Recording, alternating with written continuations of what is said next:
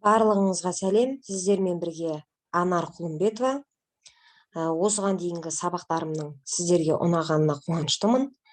Ары қарай біз бұл сабақта сол өтілген процент тақырыбын қорытындылайтын боламыз. Яғни проценттерге есептер шығарамыз. Жалпы процент дегеніміз не? Проценті бойынша санды табу, берілген санның процентін табуды біз осыған дейін өткен болатынбыз. Каналыма тіркеліп, өздеріңізді қызықтырған сұрақтарды қойып кетсеңіздер болады. Жалпы бүгін біз процент тақырыбын қорытындылаймыз. Яғни сіздерге көрсететін алдағы есептерімді мұқият қарап шығуларыңызды сұранамын. Енді бірінші есептен бастайық. Сыныптағы 28 оқушының 75% спортпен айналысады. Сыныптағы оқушылардың нешеуі спортпен айналысады дейді. Енді сыныпта біз 28 оқушы бар екенін берілген мысалдан байқап отырмыз. Яғни 28 оқушы, осының ішіне 75% спортпен айналысады екен. Яғни 28-ді біз көбейтеміз 100-ден 75-ке тең. 28 көбейту 75 пен 100 қысқарады. Екеуі де 25-ке бөлінеді.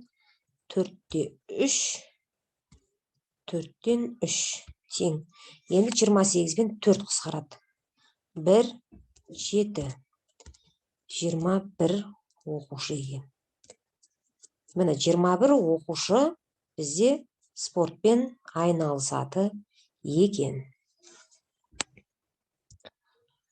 Жақсы. Енді келесі есепте градустық өлшемі тік бұрыштың 50%-не, 120%-не тең бұрышты салыңдар дейді.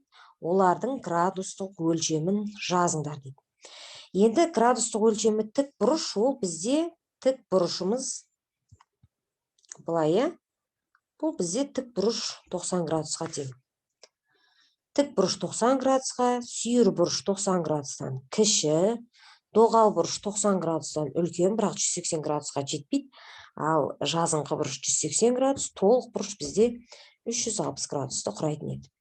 Енді осы 90 градустың бізге айтады 50%-на теңді тап дейді. Яғни 50%-ын тауып алуымыз керек. Мынаны есте сақтайық. 50% дегеніміз ол жалпы кез келген затты біз 100% деп қарастыратын болса, онда 50% дегеніміз соның қақ ортасы, яғни 2-ден 1 немесе жартысы. Демек 90%-ның жартысы қанша градус болады бізде? Ол бізде 45 градус болады. Мен 45 градусты осылай салайын. Енді келесі 90 градустың 120%-на тең бұрышты сал дейді. Енді 90 градус көбейту 100-ден 120. 0-лерді қысқартамын. 9. 9-ға 12-ні көбейтсем 108 градус болады екен.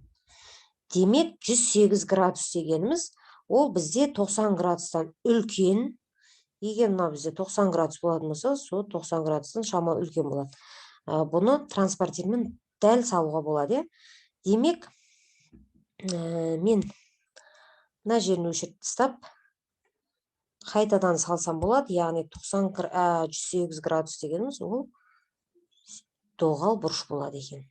108 градус. Жақсы.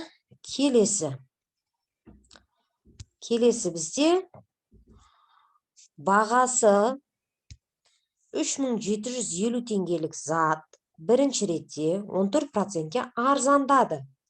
Екінші ретте соңғы бағасы 8%-ке қымбаттады. Заттың соңғы бағасы неше теңге? Енді қараңыздар. Есептің шартына мұқият түрде оқып мән береміз. Заттың бағасы бастапқыда ол 3750 теңге болыпты. Сосын 14%-ке арзандапты. Демек 14%-ке арзандады деген сөз, ол 100-ден 14 алып тастаймыз, 86% болып қалды деген сөз, иә. 86% болған кездегі бағасын тауып алуымыз керек біз. Енді қысқартуды орындасақ болады. Енді 375-ті 86-ға көбейтіп, оны 10-ға бөлетін болсақ, 3225 шығады.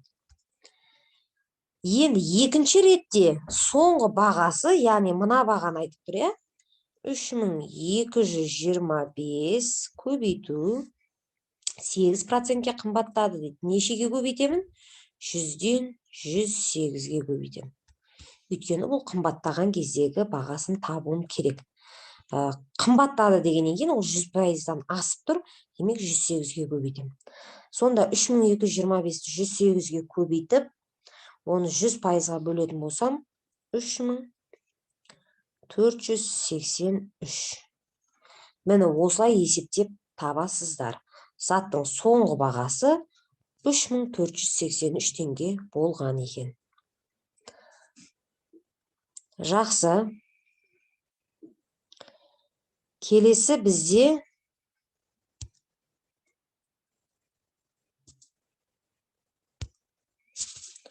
келесі есеп, төртінші есеп. Орманшы 850 гектар жерге ағаш отырғызды.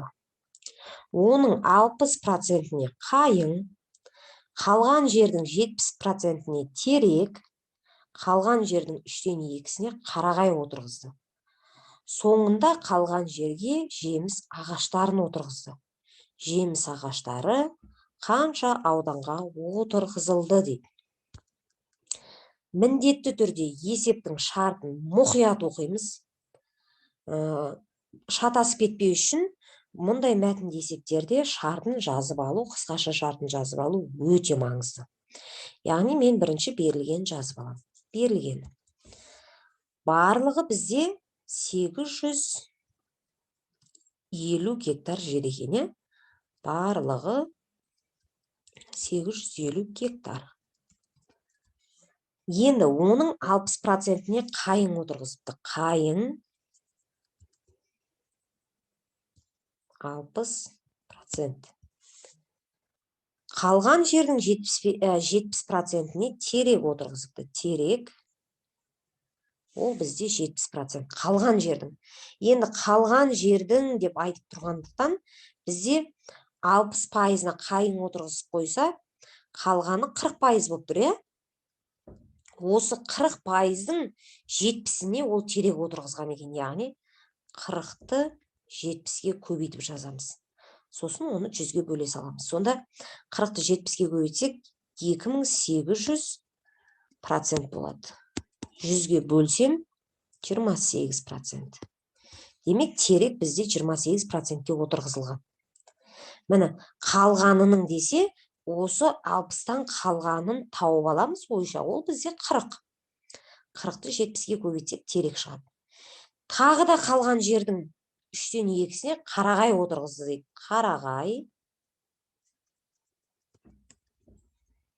Қарағай қалған жердің.